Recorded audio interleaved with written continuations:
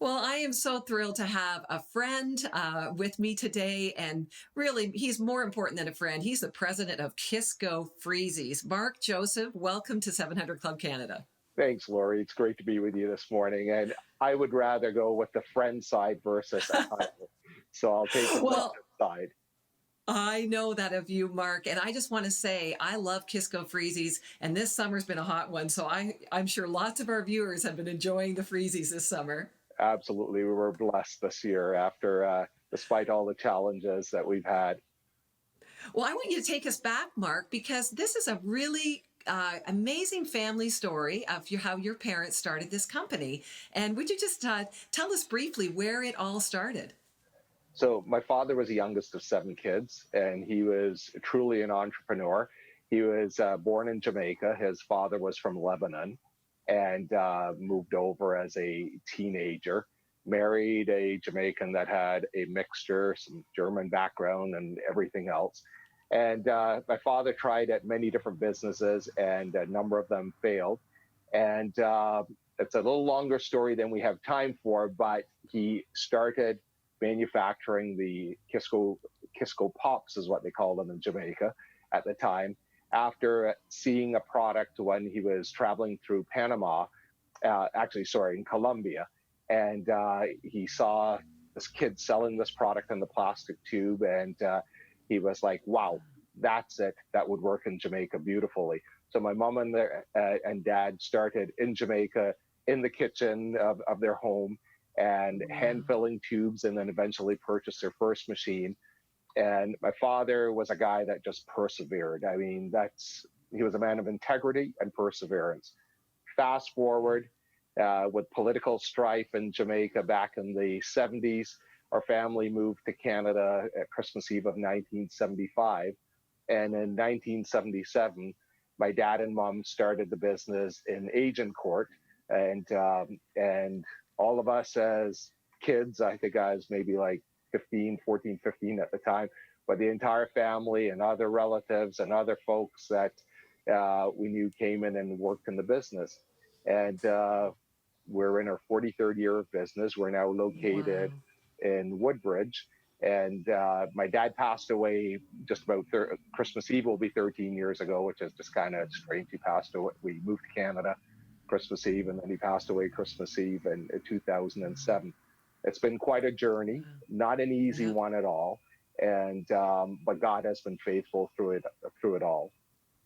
Well, Mark, tell us how first of all, I'm just inspired by that. I'm inspired by the perseverance of, these entrepreneurial people like you. We skipped over a lot of details of how many failures your dad experienced, and your mom isn't a significant factor in this, right? To that persevering factor. Your faith, like how does your family, as you were raised to, to trust Jesus, but tell me, how is your faith informed the way you do business? Well, I think it stems back to mom and dad.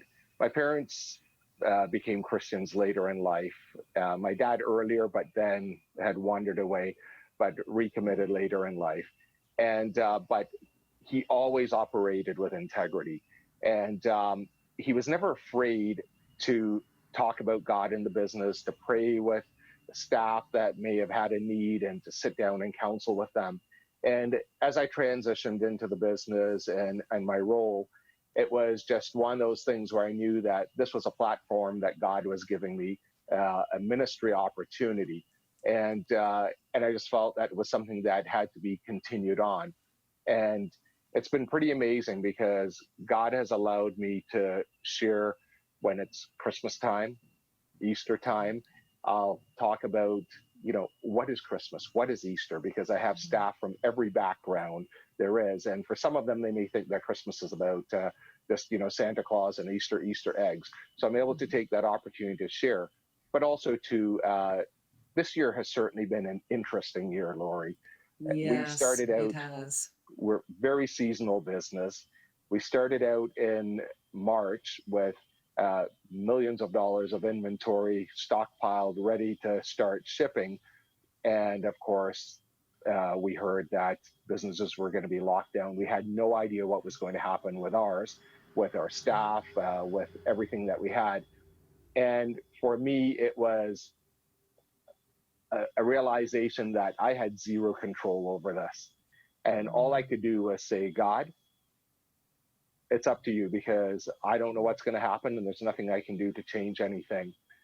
Fortunately, we found that being in the food industry, we were allowed to stay open, but we still had lots of challenges. We had where retailers were not ordering product at the with the timing that they should, because they were busy stocking up on toilet paper, as it seemed Right. the entire nation had diarrhea, and Right. and Wow. canned goods and pasta, and Right. and so and on top of that, the weather was awful, and it wasn't Right. until May 20th that the weather changed.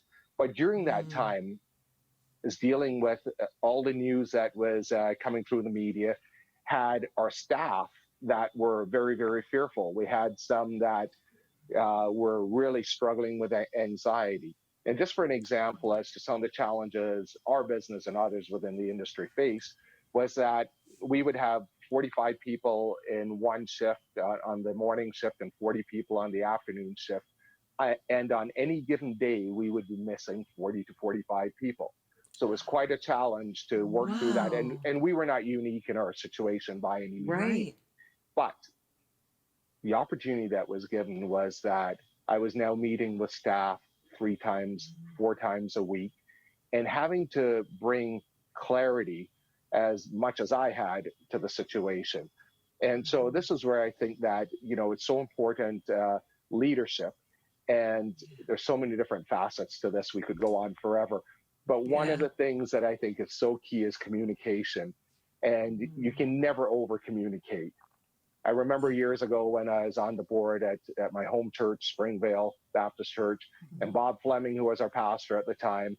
And we had gone through a situation where we'd processed things as a board for months, and then came and met at the business meeting and said, okay, folks, here's what we're doing. And we realized that we really hadn't given individuals the time to process that. And Right. and I remember Bob after saying, guys, we have to communicate. And even if you can never over communicate. And I Yeah. learned valuable lesson from that at the time. Yeah. That's so true, Mark. And I think, and as a Christian, I mean, you share with me that you were able to meet with your staff more and give them hope. And your faith really came through, didn't it, in this time, as you were able to be in some ways more in touch with your staff? Did you see that affect the change in your business? Absolutely. We were meeting because of the number of times we're meeting. After each meeting, first of all, I would address fear. I would talk about the Yeah. fact that fear is a good thing. It's a God-given thing. Yet, Yeah. if we allow it to paralyze us, then we're in serious trouble. Yeah. And after every meeting, I would read a passage of scripture, whether it was from Joshua, fear not, be courageous and strong, or from the Psalms, and just briefly talk about what the struggles David was going through and who God is. But oftentimes I would just read the word and let it be. And my prayer was that I said, God, you're giving this opportunity, and I'm just going to share your word and ask that you use it. Now, because of the different backgrounds that we have in our business, there are some who are, whether from the Caribbean or African nations, that have a Christian background. And then I've got Hindu, Muslims, atheists, Buddhists, that you name it. But Yeah. I just felt it was my responsibility to first of all communicate, to have real clarity, and to be able to provide a word of encouragement as well, as that was so necessary, as people really were struggling with what was going on in their lives. Yeah, that's so good, Mark. I want to thank you for just taking the time to give this word of encouragement, because a lot of our viewers are, they're working in different settings. So even your word about fear, not having fear and being courageous, and your example as a Christian leader in the marketplace, I believe even your story today is going to encourage others to, let's just keep shining the light of Christ wherever he's put us. Mark, I just want to know one thing before we end. I wish we had more time, but is there, what's your favorite Freezy? What's your favorite product right now? Well, I would have to say that we've got a couple of brands that we manufacture, so this that we have a license deal with, and I love Oh, okay. our Motts and Welches, which are healthy. But we also have our own organic line, Mrs. J's Organic, which is Yeah. fantastic. You know, all 100% juice. But Well, that's good. You know, it doesn't have to be all pure sugar, but I thank you, Mark. God bless you and Kisko Freezies. And to our viewers, just take this word of encouragement from Mark. And if you're leading anywhere, lean into it, just as Mark has set that example for us. Thank you, Mark. Thanks for being with us. thanks, Lori. My pleasure. All Appreciate it. right. Well, up next, we have Michael's story. Watch this.